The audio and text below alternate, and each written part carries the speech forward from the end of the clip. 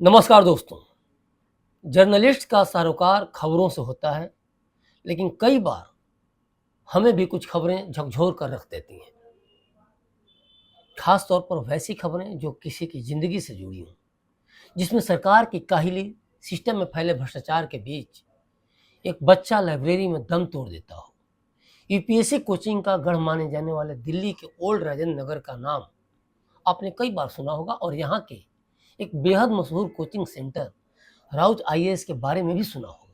बच्चे सपने लेकर आए थे कि आईएएस बनेंगे, आईपीएस बनेंगे और सिस्टम को सुधारेंगे, समाज के लिए कुछ करेंगे, लेकिन जिस देश की राजधानी में होनहार लाइब्रेरी में डूब के मर जाते हो, जहाँ करंट लगने से देश का भविष्य दम तोड़ देता हो, वहाँ सपने कब हकीकत में बदलेंगे, बदल पाएंगे या भी नहीं, कुछ भी नहीं कहा जा सकता।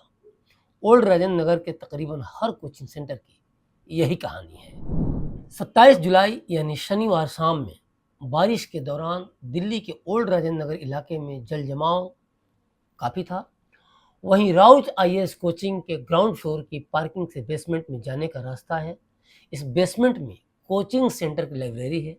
यहाँ तैयारी करने वाले छात्र हर दिन आते हैं और इस हादसे के दौरान बेसमेंट में मौजूद एक छात्र ने बताया भी कि छात्रों की तरफ से शाम 6:40 पर पुलिस को फ़ोन तक किया गया, लेकिन मदद पहुंचते पहुंचते रात के 9 बज चुके थे। कोचिंग सेंटर में पानी आने की सूचना दमकल विभाग को मिली तो अफरा तफरी मच गई। देखिए बेसमेंट से बच्चे कैसे निकल रहे हैं। बेसमेंट में 10 से 12 फीट तक पानी भर चुका था। अधिकांश छात्र निकल चुके थे, लेकिन 3 छात्र अंदर ही फंसे रह गए। एनडीआरएफ की टीम भी मौके पर पहुंची थी, लेकिन 3 छात्रों का पता नहीं चल रहा था। तलाशी के लिए गोताखोरों की मदद ली गई।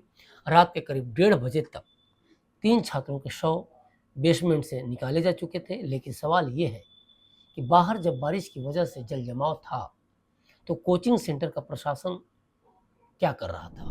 दिल्ली मध्य जिला के पुलिस उपायुक्त एम हर्षवर्धन ने बताया कि गिरफ्तार आरोपियों में से 4 उस भवन के मालिक हैं जिसमें कोचिंग सेंटर चल रहा था। इनकी पहचान करोल बाग निवासी सरबजीत सिंह, तेजिंदर सिंह, हरविंदर सिंह और परविंदर सिंह के रूप में हुई है, जो चचेरे भाई हैं। इन्होंने राव स्टडी सेंटर को इमारत किराए पर दी थी। 5वां व्यक्ति एसयूवी गाड़ी का चालक मनोज कटारिया है। कटारिया पर आरोप है कि जलभराव के दौरान उसने तेजी से गाड़ी निकाली, जिससे स्टडी सेंटर का गेट टूट गया और बेसमेंट में पानी भरता चला गया। उसकी गिरफ्तारी सोशल मीडिया पर वायरल वीडियो के आधार पर की गई। हमने पहले 2 व्यक्ति गिरफ्तार किए थे और अब हमने 5 और लोगों को इस केस में गिरफ्तार किया है। इसमें 4 वो हैं जो इस बेसमेंट के ओनर्स थे और एक व्यक्ति वो है जो उस रोड से बहुत ही तेज़ गति से अपने गाड़ी को ले जाते हुए दिखा है, जिसके कारण उस बिल्डिंग के गेट का डैमेज होना देखा गया है।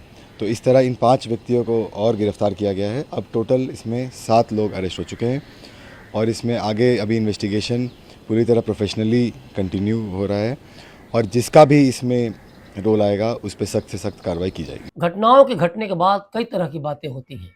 राजनीतिक आरोप प्रत्यारोप भी जारी रहते हैं, दोषारोपण भी होता रहता है, लेकिन जिम्मेदारी कोई नहीं लेता, क्योंकि बच्चा किसी और का होता है। सरकारें निष्ठुर और निर्लज होती हैं। उन्हें किसी की जान जाने या न जाने से कोई फर्क नहीं पड़ता, क्योंकि आपने लगभग हर घटना के बाद ये देखा होगा कि दिखावे की कार्रवाई शुरू हो जाती है और कार्रवाई करने वालों को भी अचानक सपने आने लगते हैं कि ये गड़बड़ी तो और लोगों ने की है। छापे शुरू हो जाते हैं और फिर कुछ दिन बाद सब कुछ वैसे ही बहाल कर दिया जाता है। कभी सोचा है आपने कि धर्म, राजनीति, आपके हमारे जीवन से जुड़ी बड़ी बड़ी बातें करने वाले कोचिंग संस्थानों के मालिकों के पास इतनी हिम्मत कहाँ से आती है कि लाखों की फीस लेकर भी छात्रों की जिंदगी से खिलवाड़ करने में नहीं डरते? इस कोचिंग संस्थान पर कार्रवाई के बाद स्टूडेंट्स के आक्रोश को शांत करने के लिए कई कोचिंग संस्थानों पर कार्रवाई हुई, लेकिन इन सवालों का जवाब किसी के पास नहीं कि कोचिंग में पानी की निकासी के क्या इंतजाम थे। क्या यह बेसमेंट में लाइब्रेरी चलाने की अनुमति ली गई थी? यदि नहीं, तो पुलिस प्रशासन क्या कर रहा था? क्या पहले इस पर से ध्यान दिया गया था? जबकि इस पूरे इलाके में इसी तरह से बेसमेंट में लाइब्रेरी धड़ल्ले से चलाई जा रही है।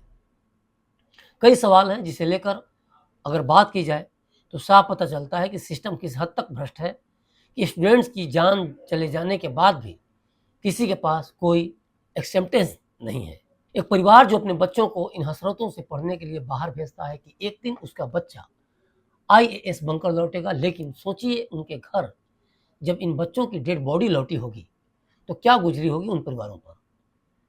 आज उन 3 छात्रों के घरों में मातम है जिनके इस हादसे में जान चली गई है। इस कोचिंग में पढ़ने वाले नेविन डॉल्विन, श्रेया यादव और तान्या सोनी के घरों में मातम पसरा है। केरल के एर्नाकुलम के रहने वाले 28 साल के नेविल डॉल्विन जेएनयू से पीएचडी कर रहे थे। पिछले 8 महीने से पटेल नगर में रहकर यूपीएससी की तैयारी कर रहे थे। रेस्क्यू के दौरान सबसे आखिरी में नेविन का शव गोताखोरों ने निकाला। श्रेया यादव 25 साल की थी। उन्होंने पिछले महीने ही कोचिंग में दाखिला लिया था। यूपी के अम्बेडकर नगर की रहने वाली श्रेया के परिवार का कहना है कि बड़ी उम्मीदों के साथ उन्होंने अपनी बेटी को दिल्ली भेजा था। उनके पिता किसान हैं। सपना था कि बिटिया बड़ी अफसर बने। उनके चाचा जी ने टीवी पर हादसे की खबर देखी थी। उन्होंने जैसे ही परिजनों को इस हादसे के बारे में बताया, पूरे परिवार में कोहराम मच गया। भागे भागे लोग दिल्ली आए। हादसे की शिकार तीसरी छात्रा तान्या सोनी तेलंगाना से दिल्ली आई थी। 25 साल की तान्या के सपने भी दिल्ली की जानलेवा लापरवाही में डूब गए। अभी 4 दिन पहले ही दिल्ली के पटेल नगर में भी करंट लगने से यूपीएससी की तैयारी कर रहे छात्र नीलेश राय की मौत हो गई थी। वो बीटेक कर चुके थे और यूपीएससी की प्रीलिम्स परीक्षा भी पास कर चुके थे। इन हादसों से पीड़ित परिवारों की खुशियां तो उजड़ ही गईं, साथ ही उन लाखों परिवारों के दिल में भी दहशत भर गई जिनके बच्चे दिल्ली के अलग अलग इलाकों में कोचिंग के लिए रहते हैं। सवाल कई हैं जिनके जवाब पुलिस प्रशासन और सरकार को देने हैं। ऐसा भी नहीं कि इन कोचिंग इंस्टीट्यूट को पहले ही आगाह तक किया गया हो। राव कोचिंग इंस्टीट्यूट को घटना के महज 19 दिन पहले ही फायर विभाग ने एनओसी जारी की थी। सवाल ये उठता है कि क्या विभाग को जांच के दौरान बेसमेंट में लाइब्रेरी नहीं दिखी? क्योंकि अगर दिख जाती तो शायद यह घटना नहीं हुई होती। दिल्ली फायर विभाग के डीजी अतुल गर्ग ने कहा कि जब हम गए थे तो उन्होंने वहाँ कुछ किताबें, टेबल, मेज उल्टा रखा था। उन्होंने बताया कि वह इसका उपयोग स्टोरेज के लिए करते हैं। कोचिंग संस्थान ने हमें गलत जानकारी दी। इसी आधार पर आज हमने उनकी एनओसी को भी रद्द कर दिया है। दिल्ली पुलिस ने एमसीडी को भी नोटिस दिया है और जानकारी मांगी है। दिल्ली पुलिस ने पूछा, ओल्ड राजेंद्र नगर इलाके में ड्रेनेज सिस्टम की जिम्मेदारी किस अफसर की है? इलाके में साफ सफाई का काम कौन देखता है? क्या क्षेत्र में ठेके पर भी किसी को काम दिया गया था? ये सारे सवाल दिल्ली पुलिस के हैं। जांच में पता चलता है कि बिल्डिंग मालिक ने एमसीडी से जो क्लियरेंस सर्टिफिकेशन हासिल किया था उसमें साफ लिखा था कि ग्राउंड फ्लोर के नीचे बनी पार्किंग और उसके नीचे बने बेसमेंट का इस्तेमाल सिर्फ वाहनों की पार्किंग और स्टोरेज के लिए किया जाएगा, लेकिन उसकी जगह यहाँ लाइब्रेरी संचालित की जा रही थी। दिल्ली फायर सर्विस ने 9 जुलाई को ही इस बिल्डिंग की एनओसी 3 साल के लिए रिन्यू की थी।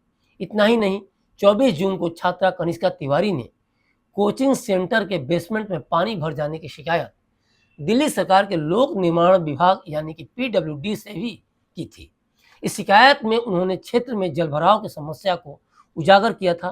कनिष्का तिवारी को पीडब्ल्यूडी के अधिकारियों से कन्फर्मेशन लेटर भी इशू किया गया था। उनकी शिकायत आगे एमसीडी को फॉरवर्ड कर दी गई है। दिल्ली के मेयर हों या ओल्ड राजेंद्र नगर के विधायक या पार्षद, सब आम आदमी पार्टी के हैं। इसके बावजूद सब कुछ हवा हवाई है। दिल्ली के उपराज्यपाल कह रहे हैं कि परमानेंट सॉल्यूशन निकालने की जरूरत है, टेम्पररी सॉल्यूशन से काम नहीं चलेगा।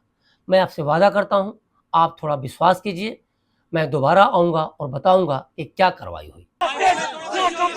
मैं चाहता कि ये बंद हो, परमानेंट सोल्यूशन निकालने की जरूरत है। ये टेम्परेरी सोल्यूशन से काम नहीं। मैं आपसे वादा करता हूँ, आप प्लीज थोड़ा सा विश्वास रखिए, दोबारा आपके पास आऊंगा और आपको बताऊंगा कि हम क्या कर रहे हैं। उपराज्यपाल हो या कोई और, आश्वासन चाहे जिसके मन में जो आए सो दे। किसी के बच्चे को स्कूल बस कुचल दे, किसी का बच्चा कोचिंग में डूबकर मर जाए, किसी का बच्चा करंट लगने से दम तोड़ दे, लेकिन जब आप सवाल करेंगे तो आपको जवाब मिलेगा, एक्शन लिया जाएगा। मैनेजमेंट या सिस्टम अपना काम कर रहा है और यह तब तक होता है जब तक कि व्यक्तिगत विरोध जनाक्रोश में तब्दील न हो जाए। दिल्ली एनसीआर सहित पूरे भारत में इस तरह की घटनाएं कोई पहली बार नहीं हुई हैं और दिल्ली के ओल्ड राजेंद्र नगर की यह घटना भी पहली घटना नहीं है। पटेल नगर मेट्रो स्टेशन के पास 22 जुलाई को यूपीएससी की तैयारी कर रहे 26 वर्षीय नीलेश राय की करंट लगने से मौत हुई थी, जिसके बारे में उन्होंने पहले ही बताया। उसने गलती से लोहे का गेट छू लिया था जो पानी के पंप के खुले तार के संपर्क में आ गए। जून 2023 में भी मुखर्जी नगर में स्थित एक कोचिंग सेंटर में आग लग गई थी। जान बचाने के लिए स्टूडेंट बिल्डिंग की तीसरी मंजिल से कूद गए थे। इस घटना के बाद फायर ब्रिगेड की एनओसी से लेकर निर्माण कार्य तक सवालों के घेरे में आए थे। एमसीडी से लेकर अन्य जांच एजेंसियों ने ऑडिट किए जाने का दावा किया था, लेकिन कुछ दिन बाद फिर वही हालात बन गए। चाहे जितना बुलडोजर गरजे, जितने कोचिंग सील किए जाएं, लेकिन तय मानिए हादसों के बाद सिस्टम अपने ही रंग में दिखता है और कोई इन बातों से इत्तेफाक नहीं रखता तो प्रशासन जाए लक्ष्मी नगर, जाए सरोजिनी नगर या फिर उसे दिल्ली में जहां कहीं भी लगता है कि उगाही नहीं हो रही है वहां जाकर ही खोजबीन कर ले। पता चलेगा कोई ऐसा एरिया नहीं जहां सिस्टम को ताक पर रखकर काम नहीं चल रहा। फुटपाथ पर पैर रखने की जगह नहीं और वहां रेहड़ी पटरी वालों ने नाक में दम कर रखा है। लगभग हर मेट्रो स्टेशन के नीचे रिक्शे वाले या ऑटो वाले पूरी ट्रैफिक व्यवस्था को ठेंगा दिखा रहे हैं। ओल्ड राजेंद्र नगर की यह घटना बताने के लिए काफी है कि आम आदमी कितना त्रस्त है और सरकारें या प्रशासन किस हद तक भ्रष्ट है कि पैसे देकर उन्हें रसूखदार तब तक खरीद कर अपनी जेब में रख सकते हैं जब तक कोई बड़ी घटना न घटे या किसी के घर में मातम न पसरे। उसके बाद सिस्टम के ऊपर प्रेशर पड़ता है, मीडिया जागती है, सिस्टम में अफरा तफरी मचती है और फिर कुछ समय बाद सब कुछ शांत या पहले जैसा हो जाता है, क्योंकि स्कूल हो या कोचिंग अपने अनुसार सब कुछ सेट करने के लिए बड़ा पैसा फेंकते हैं और जब जान की कीमत पहले ही तय हो जाती है कि किसकी जान गई और किसके घर में मातम मन रहा है तो फिर क्या फर्क पड़ता है शासन को, प्रशासन को या फिर व्यवस्था को। तो अभी तक के लिए बस इतना ही। बने रहिए क्लिक इंडिया के साथ और मुझे दीजिए इजाज़त। शुक्रिया।